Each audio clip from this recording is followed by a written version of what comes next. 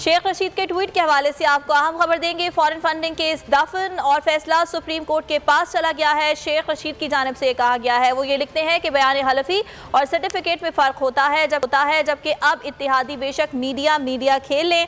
नवाज शरीफ के केस और foreign funding case में फ़र्क है, शेख रशीद का ऐसा कहना है। उन्होंने ये भी कहा कि जो IMF अभी ना ले सके उसकी खाक कारकर्दगी है।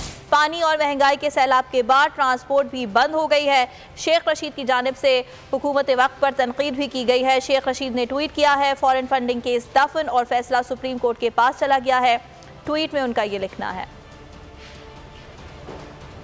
शेख रशीद के ट्वीट के हवाले से आपको अहम खबर देंगे। फॉरेन फंडिंग केस दफन और फैसला सुप्रीम कोर्ट के पास चला गया है। शेख रशीद की जानिब से कहा गया है, वो ये लिखते हैं कि बयान हलफी और सर्टिफिकेट में फ़र्क होता है जबकि अब इत्तेहादी बेशक मीडिया खेल लें।